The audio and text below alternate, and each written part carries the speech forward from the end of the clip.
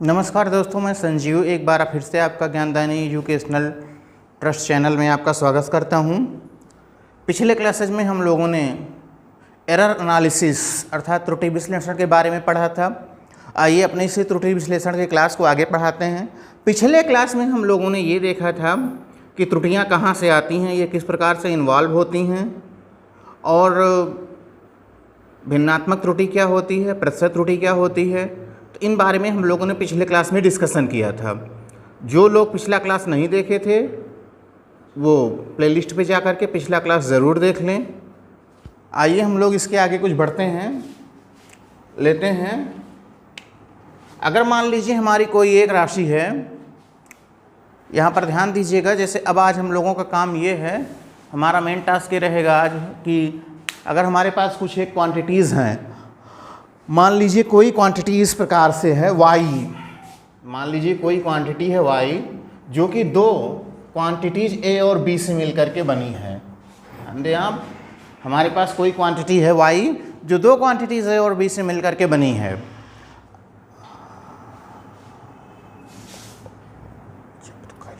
और इस प्रकार से अब सपोज करिए सपोज करते हैं आप कि a की जो मेजर्ड वैल्यू है वो a plus minus delta a है और जो b की मेजर्ड वैल्यू है वो क्या है, b plus minus delta b है। तो आप यहाँ देखिए कि a की measured value a plus minus delta है और b की measured value b plus minus delta b है। तो अगर हम a की जगह a plus minus delta a रखते हैं और b की जगह b plus minus delta b रखते हैं, b की जगह b plus minus delta b रखते हैं, तो देखिए जब a का मापित मान रखा है, y का मापित मान रखा है, तो निश्चित तौर पर अब y का भी एग्जैक्ट मान नहीं आएगा।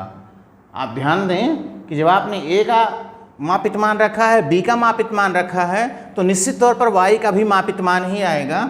सपोज करिए y है तो y plus minus delta y है। आप इसे थोड़ा सा अरेंज्ड मैनर में लिख लीजिए।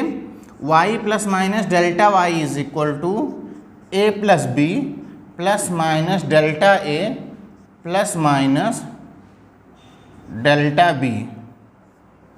देखिए ये इससे कैंसिल हो जाएगा। जैसा कि आप देख रहे हैं y और ab की वैल्यू इक्वल है, y is equal to ab है तो y is equal to a plus b हो जाएगा। तो ये इससे कैंसिल हो जाएगा। प्लस माइनस डेल्टा y की जो वैल्यू आएगी वो आएगी plus minus delta a plus minus delta b। और अगर हम मैक्सिमम एरर कंसीडर करते हैं, फॉर मैक्सिमम एरर मतलब अगर हम अधिकतम त्रुटि के लिए बात ध्यान देते हैं, ठीक, अगर हम अधिकतम त्रुटि के लिए बात ध्यान देते हैं तो हम केवल पॉजिटिव साइन को कंसीडर करेंगे। तो यहाँ से आ जाएगा डेल्टा y बराबर delta a plus delta b। इस प्रकार आप यहाँ देख रहे हैं, अगर आपके पास कोई भी एक क्वांटिटी y है, अगर आपके पास कोई एक क्वांटिटी y है तो उस y में जो त्रुटि होगी या y में जो एरर होगी वो पहली क्वांटिटी की एरर और दूसरी क्वांटिटी की एरर का सम होगी। Means error in y is equal to error in a plus error in b। इसी क्रम में आइए हम लोग ये देखते हैं, ध्यान दें आप, इसी क्रम में अगर हम लोग ये देखते हैं कि हम ऐसा कुछ मान लेते हैं कि हमारे पास कोई एक राशि है जिसमें जो कि दो राशियों के अंतर से मिलकर बनी हुई है। मतलब ये है हमारे पास y is equal to a minus b. अब ध्यान दीजिए, a हमारी पहली राशि है, b हमारी दूसरी राशि है और जो y बनी है वो a और b के अंतर से मिलकर के बनी हुई है। मतलब हो गया कि y बराबर a माइनस बी। यहाँ सपोज कर लीजिए a का जो मापित मान है वो a प्लस माइनस डेल्टा है और b का जो मापित मान है वो क्या है, b plus minus delta b है। a की जगह पर अगर आप a plus minus delta a रख देते हैं, b की जगह पर आप b plus minus delta b रख देते हैं, तो ये आपका आ जाएगा y plus minus delta y। ध्यान दीजिए, अगर आप a का मापित मान रखते हैं और b का भी मापित मान रखते हैं तो निश्चित तौर पर जो त्रुटि आएगी या जो मेजर्ड वैल्यू ऑफ y आएगी, y भी मापित मान आएगा, y भी एग्जैक्ट मान नहीं होगा। तो y जब मापित मान हो जाएगा तो हमने y के लिए हमने y plus minus delta y लिख दिया। इसको रीअरेंज करते हैं, मतलब इसको हम लोग थोड़ा सा व्यवस्थित ढंग से लिख लेते हैं। तो ये हो जाएगा y plus minus delta y is equal to a minus b, इसको इकट्ठा कर लिया और ये हो जाएगा प्लस माइनस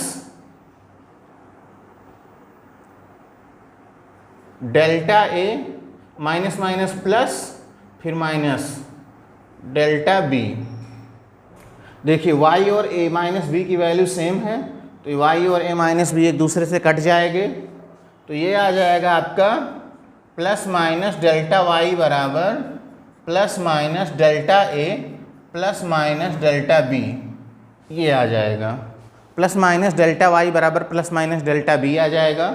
अब इस पर थोड़ा सा अगर हम लोग गौर करते हैं तो हमारा आएगा क्या, अगर हम अधिकतम त्रुटि कंसीडर करते हैं या हम मैक्सिमम एरर पे जब जाते हैं तो फॉर मैक्सिमम एरर, अगर आप अधिकतम त्रुटि की बात करते हैं तो आप सभी लोग जानते हैं अधिकतम त्रुटि में प्लस माइनस साइन को छोड़ दिया जाता है, केवल पॉजिटिव साइन को कंसीडर किया जाता है। तो ये आ जाएगा डेल्टा वाई बराबर delta a plus delta B, ये आ जाएगा। मीन्स अगर कोई भी क्वांटिटी दो क्वांटिटीज़ की डिफरेंस से बनी हुई है तो उस क्वांटिटी में जो त्रुटि आएगी वो पहले में त्रुटि और दूसरे में त्रुटि के बराबर हो जाएगी। Means delta y is equal to delta a plus delta b हो जाएगी। ठीक, एक आइए यहाँ पर इन क्वेश्चंस को समझने के लिए हम लोग एक एग्जाम्पल लेते हैं, बहुत छोटा सा एग्जाम्पल लेंगे जिससे आपको ये मैटर थोड़ा सा और क्लियर होगा।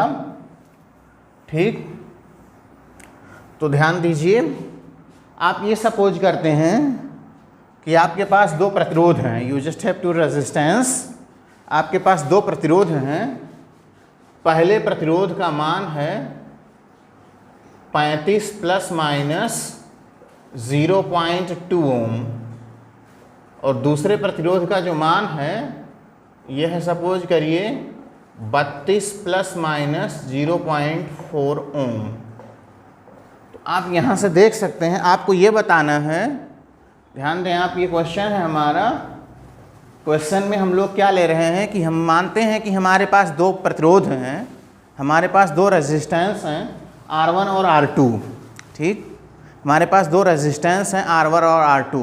R2 का जो मापित मान है वो 35 प्लस माइनस 0.2 ओम है और R2 का जो मापित मान है वो 32 प्लस माइनस 0.4 है। अब इन दोनों को सीरीज में जोड़ा जाता है। ध्यान दीजिए, इनका जो क्रम है वो किस क्रम में जोड़ा जाता है, इन्हें श्रेणी क्रम में जोड़ा जाता है। आपको ये ध्यान रखना होगा कि इन्हें श्रेणी क्रम में जोड़ा जाता है, मतलब इन्हें सीरीज कॉम्बिनेशन में जोड़ दिया जाता है। तो हमारा क्वेश्चन ये है कि जब इन्हें सीरीज में जोड़ दिया जाता है तो जब इन्हें सीरीज में जोड़ दिया जाता है तो जो इसका इक्विवेलेंट रेजिस्टेंस होगा वो कितना आएगा। तो आप सभी लोग जानते हैं इक्विवेलेंट रेजिस्टेंस R की जो वैल्यू होती है वो क्या होती है, R1 प्लस R2 होती है। या आप देख सकते हैं जो R की वैल्यू आएगी R1 प्लस R2। अब आप देख रहे हैं यहाँ पर जो राशि है, यहाँ पर जो राशि है R, ये दो राशियों R1 और R2, दो राशियों R1 और R2 के योग से मिलकर बनी हुई है।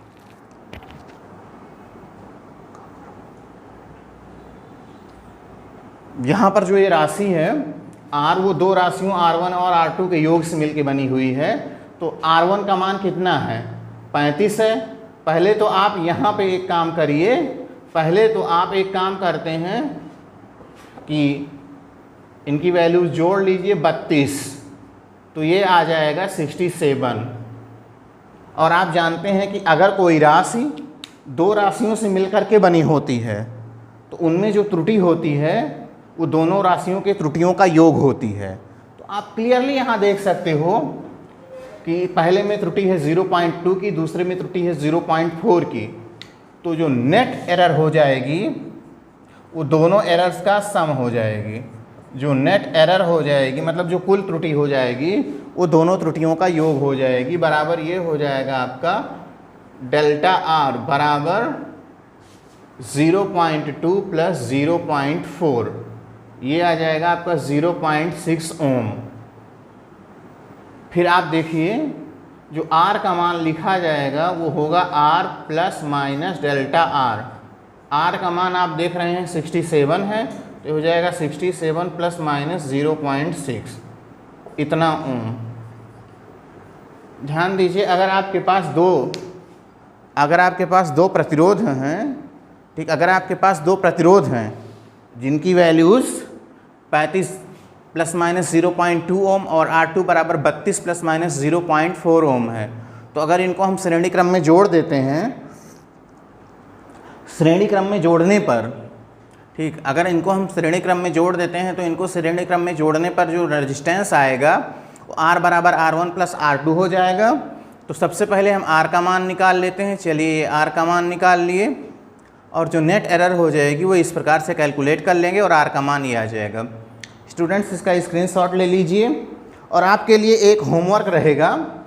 वो होमवर्क ये है कि आप इन्हीं दोनों प्रतिरोधों को, आप इन्हीं दोनों रेजिस्टेंसेज को पैरेलल में जोड़ दीजिएगा, मतलब समांतर क्रम में जोड़ दीजिएगा।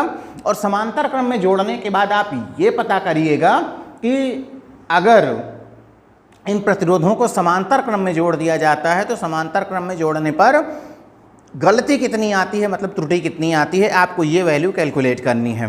तो ये आपका होमवर्क रहेगा। अगर आप अपना होमवर्क करने में असक्षम महसूस करते हैं या आपको ये नहीं समझ में आता है कि आप किस प्रकार से सॉल्व करेंगे, तो आपको मैं बता दूं, इसके लिए आप हमारे कमेंट बॉक्स में ज़रूर कमेंट करिएगा ताकि हम आप लोगों को इसका सॉल्यूशन प्रोवाइड कर सकें।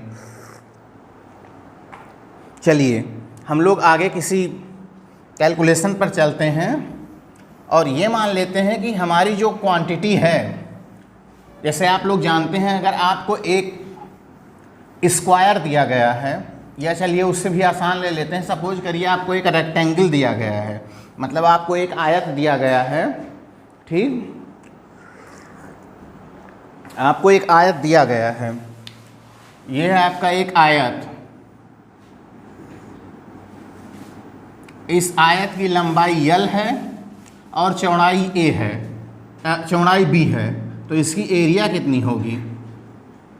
आप लोग जानते हैं एरिया ऑफ रेक्टेंगल कितना होता है? Area of rectangle is equal to L into B.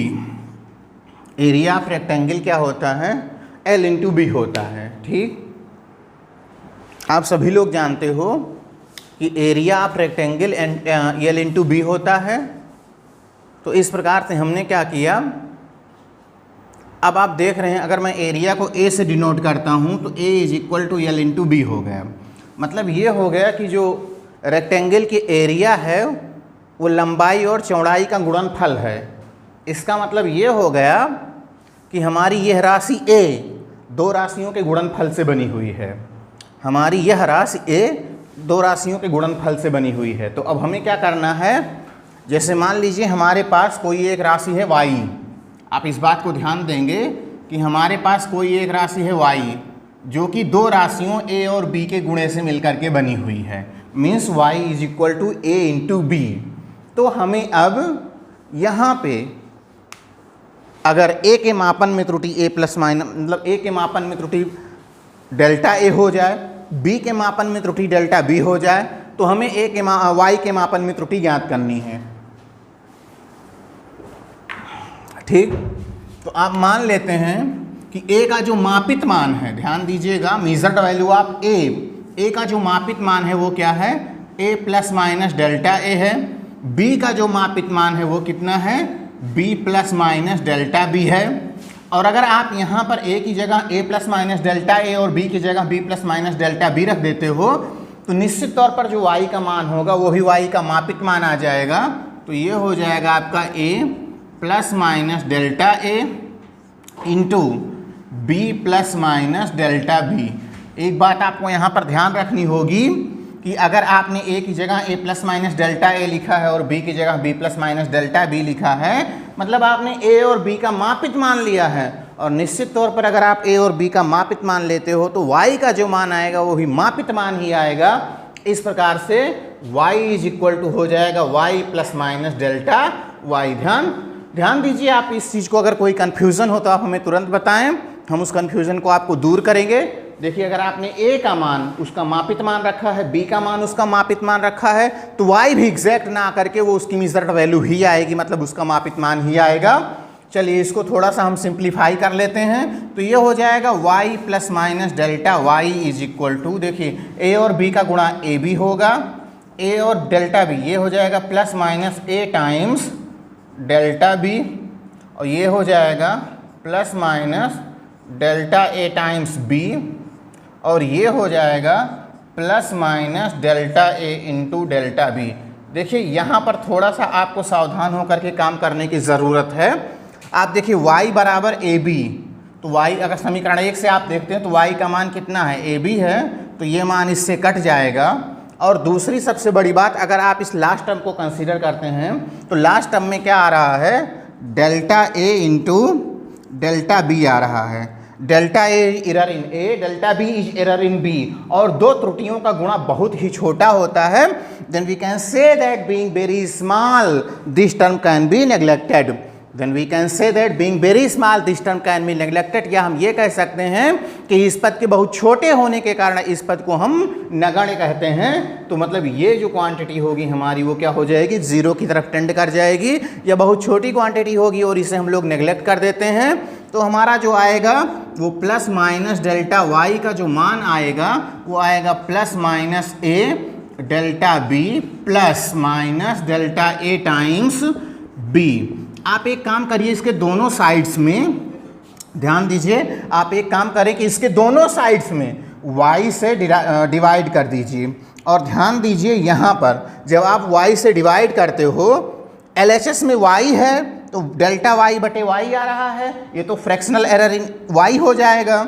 ठीक, ये फ्रैक्शनल एरर इन y हो जाएगा। और इसके लिए आप लिख दीजिए ab, और इसके लिए भी क्या आप लिख दीजिए ab, b से b कट जाएगा, a से a कट जाएगा, तो ये आ जाएगा फ्रैक्शनल एरर इन y। चलिए हम बगल लिख लेते हैं, ये आ जाएगा फ्रैक्शनल एरर इन y। इसका मतलब ये हुआ कि y के मान में जो प्रतिशत त्रुटि आ रही है, देखिए y के मान में जो भिन्नात्मक त्रुटि आ रही है ये हो जाएगा प्लस माइनस डेल्टा y बटे y बराबर प्लस माइनस डेल्टा a बटे a plus minus delta b बटे b। ठीक, तो यहाँ पर y के मान में जो भिन्नात्मक त्रुटि आ गई वो कितनी आ गई, प्लस माइनस डेल्टा a बटे प्लस माइनस डेल्टा b आ गई। वैसे आप सभी लोग जानते हो कि जब हम अधिकतम त्रुटि कंसीडर करते हैं तो अधिकतम त्रुटि कंसीडर करने पर ये प्लस साइन ही हो जाएगा, हम माइनस साइन छोड़ देते हैं। तो फॉर मैक्सिमम फ्रैक्शनल एरर, अगर आप मैक्सिमम फ्रैक्शनल एरर निकालते हो तो आपने प्लस माइनस साइन छोड़ना होगा, केवल प्लस साइन लेना होगा। तो ये हो जाएगा डेल्टा y बटे y बराबर डेल्टा a बटे a प्लस डेल्टा b बटे b। देखिए ये तो फ्रैक्शनल एरर की बात हो गई। अब अगर आपने फ्रैक्शनल एरर कैलकुलेट कर लिया तो इसके बाद आती है प्रतिशत त्रुटि की बात, मतलब परसेंटेज एरर की बात। देन परसेंटेज एरर या प्रतिशत त्रुटि बराबर दोनों साइड में 100 से मल्टीप्लाई कर दीजिए, ज़्यादा अच्छा होगा। यहाँ पर आप मैक्स लिख दीजिए क्योंकि ये अधिकतम वैल्यू है, और ये हो जाएगा डेल्टा y बटे y into 100। Maximum means maximum percentage error in y is equal to maximum percentage error in a plus percentage error in b। दोनों साइड में मैंने क्या किया, 100 से गुणा कर दिया। तो जैसा कि आप ये देख रहे हैं, ये किसी भी राशि में त्रुटि का मान हो जाता है। ठीक, ये किसी भी राशि में अगर हमारी कोई भी राशि y दो राशियों a और b के गुणे से मिलकर के बनी हो तो उस राशि में जो त्रुटि का मान आता है वो कितना आता है, डेल्टा y बटे y गुणे 100 बराबर डेल्टा a बटे a गुणे 100 प्लस डेल्टा b बटे b गुणे 100। मतलब ये हुआ कि अगर कोई राशि दो राशियों के गुणनफल से बनी है तो उस राशि में जो अधिकतम प्रतिशत त्रुटि आएगी वो दोनों राशियों के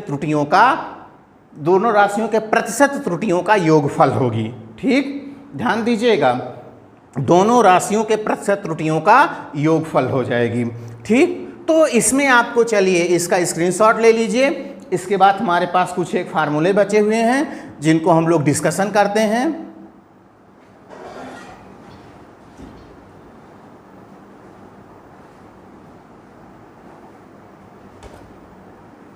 भाई को दुनिया पता बाटा है, हमारा मोबाइल नंबर बता रहा हूँ।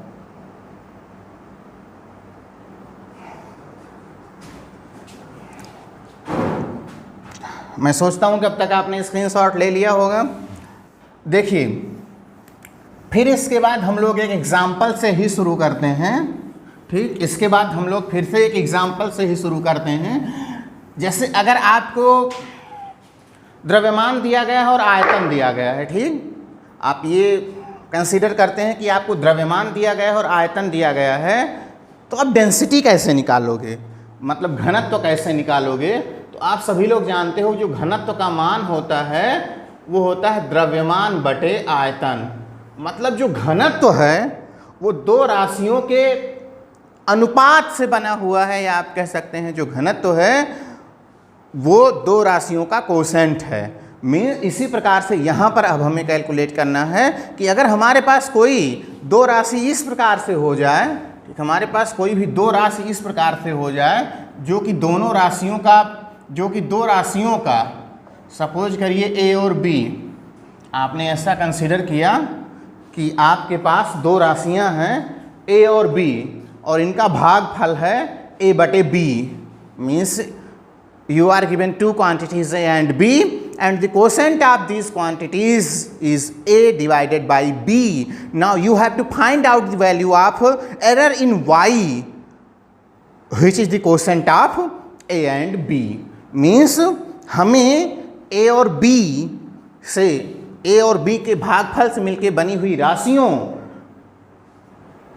A और B के भागफल से मिलके बनी हुई राशि Y में त्रुटि ज्ञात करनी है। तो सबसे पहले आप देखिए, आप सपोज करिए ए का जो मापित मान है वो क्या है, a plus minus delta a है। बी का मापित मान क्या है, b plus minus delta b है। ध्यान दीजिएगा, ए का मापित मान क्या है, a plus minus delta a है, और बी का मापित मान क्या है, b plus minus delta b है। अगर ए का मापित मान a plus minus delta a और बी का मापित मान b plus minus delta b है, तो स्टूडेंट्स अगर आप ए की वैल्यू रखते हो और बी की वैल्यू रखते हो तो निश्चित तौर पर वहाँ से वाई का मापित मान पता चलेगा। और जैसे इस प्रकार आप ए की जगह रख देते हो a plus minus delta a और बी की जगह रख देते हो b plus minus delta b, तो वाई की जगह आ जाएगा y plus minus delta y. चलिए इसको थोड़ा सा हम लोग अब सॉल्व करते हैं।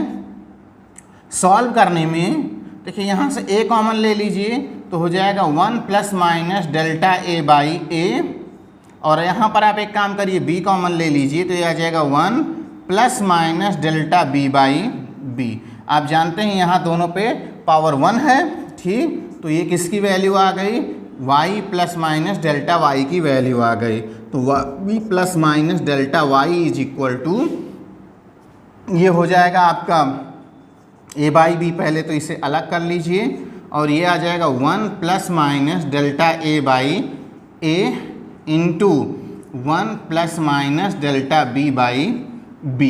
यहाँ पावर 1 है तो ये ऊपर जा करके पावर माइनस 1 हो जाएगी। एक खास बात आपको यहाँ पर देखना है, पहला टर्म की बात तो ठीक है, लेकिन इसमें जो दूसरा टर्म आ रहा है, इस दूसरे टर्म को हम लोग डायरेक्ट कैलकुलेट नहीं कर सकते हैं। वैसे अगर आपको याद हो तो हम लोगों ने पिछले क्लास में डिस्कशन भी किया था और इस पर मैंने आपको होमवर्क भी दिया था कि आप बाइनोमियल थ्योरम थोड़ा सा पढ़ लीजिएगा। मैंने कहा था आप लॉगरिथमिक थोड़ा सा पढ़ लीजिएगा, बाइनोमियल थोड़ा सा पढ़ लीजिएगा और थोड़ा सा डिफरेंशिएशन पढ़ लीजिएगा।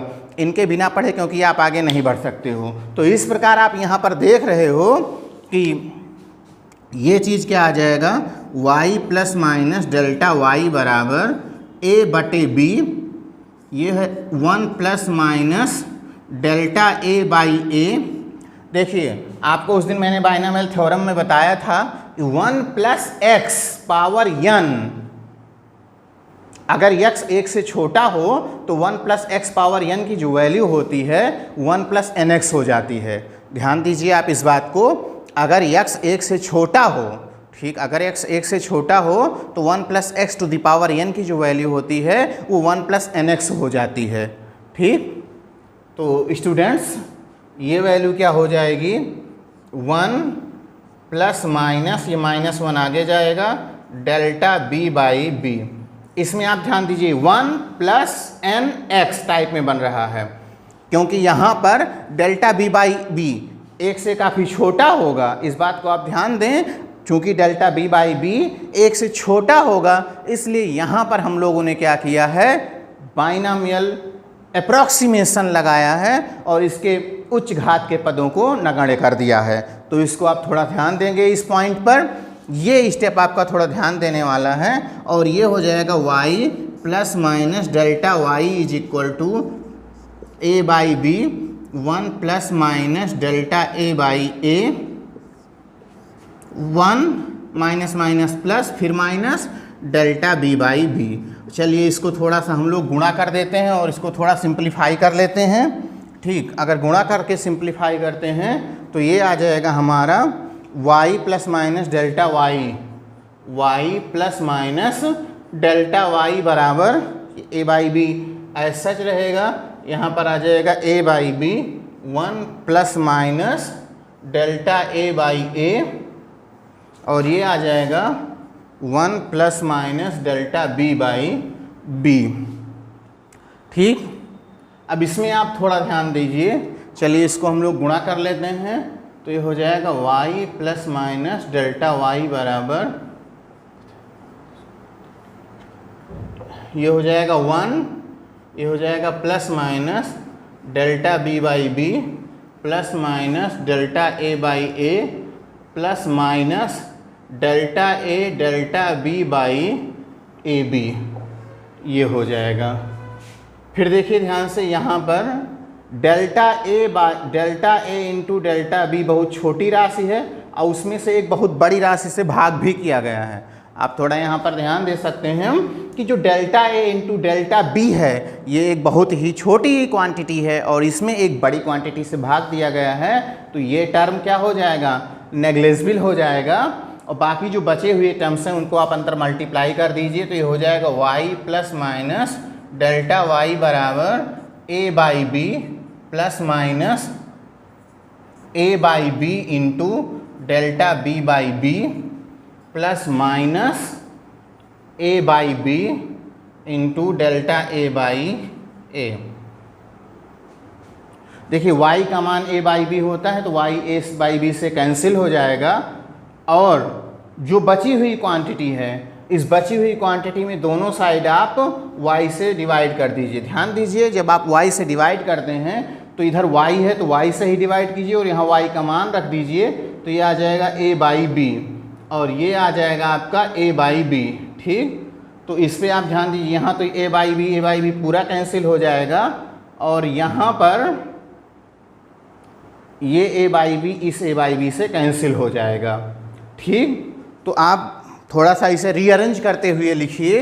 जब आप इसे रीअरेंज करते हुए लिखेंगे तो ये आएगा प्लस माइनस डेल्टा y बराबर plus minus delta a by a plus minus delta b by b। इसमें आप एक बात ध्यान दे सकते हैं कि ये y के मान में फ्रैक्शनल एरर है, ये a के मान में फ्रैक्शनल एरर है और ये b के मान में फ्रैक्शनल एरर है। जब आप फ्रैक्शनल एरर की मैक्सिमम वैल्यू कंसीडर करते हो तो केवल प्लस सिंबल ही कंसीडर किया जाता है, तो ये हो जाएगा डेल्टा y बटे y बराबर डेल्टा a बटे a, मतलब ये मैक्सिमम मान है तो आप यहाँ चाहे तो मैक्सिमम लगा दीजिए, प्लस डेल्टा b बटे b, ये हो जाएगा। ठीक, अब इसमें ध्यान दीजिए आप कि अगर आपको परसेंटेज एरर कैलकुलेट करना है तो दोनों साइड में आप 100 से मल्टीप्लाई कर दीजिए, तो ये आपका हो जाएगा 100 maximum is equal to delta a by a into 100 plus delta b by b into 100। Means यहाँ पर भी सेम रिजल्ट आ रहा है। ध्यान दीजिए, यहाँ पर भी सेम रिजल्ट आ रहा है और वही रिजल्ट आ रहा है कि y के मान में प्रतिशत त्रुटि का जो मान होगा वो a के मान में प्रतिशत त्रुटि और b के मान में प्रतिशत त्रुटि के बराबर होगा। ठीक, मतलब ये हुआ कि जो y के मान में प्रतिशत त्रुटि होगी वो a के मान में प्रतिशत त्रुटि और b के मान में प्रतिशत त्रुटि के बराबर हो जाएगी। इसको जल्दी से आप लोग स्क्रीनशॉट ले सकते हैं ताकि ये आपके आगे पढ़ने में काम आए।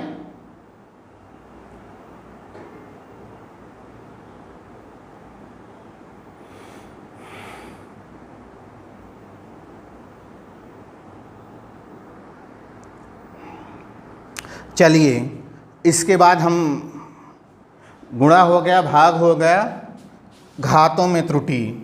मतलब अगर मान लीजिए कोई राशि हमारे पास इस प्रकार से है जो कि घातों से मिलकर के बनी हुई है। ध्यान दें आप, हमारे पास कोई राशि इस प्रकार है जो कि घातों से मिलकर के बनी है, तो उस राशि में हम लोग त्रुटि के मान को अगर कैलकुलेट करते हैं तो कैसे हम लोग कैलकुलेट करेंगे ये आप ध्यान दीजिए। सपोज करिए आपकी एक कोई क्वांटिटी है, सपोज करिए आपकी कोई क्वांटिटी है y जिसकी वैल्यू है a to the power l upon a to the power l b to the power m upon c to the power n। Friends ये बड़ा इंपॉर्टेंट क्वेश्चन होता है, इस पर बड़े ही इंपॉर्टेंट टाइप के क्वेश्चन आते हैं और कई बार इससे हमारी होम एग्जामिनेशन और बोर्ड में या नीट के पेपर में कई बार इस प्रकार के क्वेश्चंस पूछे जाते हैं। तो इसको थोड़ा आप ध्यान से देखिएगा। आप एक काम कीजिए कि इसको दोनों पक्षों का लॉगरिथमिक ले लीजिए। ध्यान दीजिए, इसको क्या करिए कि आप इसके दोनों पक्षों का लॉग ले लीजिए। ठीक, दोनों पक्षों का आप लॉग ले लें। जब दोनों पक्षों का लॉग ले लें तो ये क्या हो जाएगा, log y is equal to, आप जानते हो कि यल आगे आ जाएगा तो हो जाएगा L log a plus m log b minus n log c।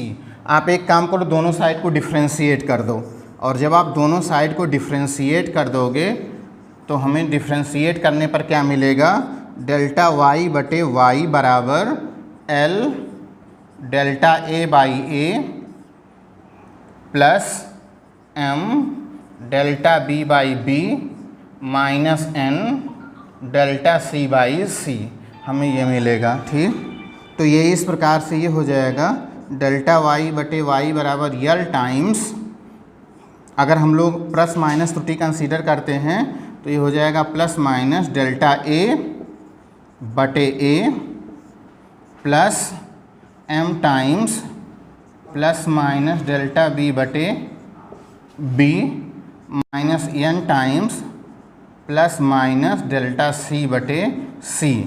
और आप सभी लोग जानते हैं जब अधिकतम त्रुटि हम लोग कैलकुलेट करते हैं, ध्यान दीजिएगा, जब अधिकतम त्रुटि कैलकुलेट करते हैं तो केवल प्लस सिंबल लिया जाता है। तो ये हो जाएगा डेल्टा y बटे y max, means maximum value in error of y is equal to l times delta a by a plus m times delta b by b plus, ध्यान दीजिए यहाँ पर भी हमें प्लस लेना पड़ेगा क्योंकि हम अधिकतम त्रुटि कैलकुलेट कर रहे हैं। तो अधिकतम त्रुटि में हम लोग यहाँ भी प्लस का साइन कंसीडर करेंगे और इस प्रकार से हमारी जो वैल्यू आ जाएगी वो आएगी delta y by y into 100 maximum, means maximum is equal to l times delta a by a into 100 plus m times delta b by b into 100 plus n times delta c by c into 100। ये बड़े ही important question होते हैं यहाँ पे, इनको आप लोग ध्यान दीजिएगा। ये इस प्रकार से इसका डेरिवेशन हुआ और इतने फार्मूले आपके इस चैप्टर में थे।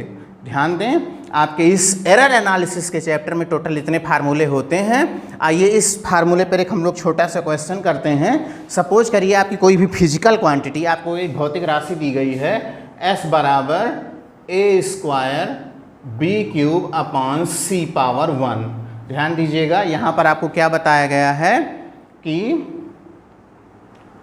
s बराबर कोई एक क्वांटिटी है, ध्यान दें आप, कोई एक राशि है s बराबर a square b cube upon c, और आप में दिया गया है a के मान में जो प्रतिशत त्रुटि है वो 2% है। इसका मतलब delta a by a into 100 बराबर 2%।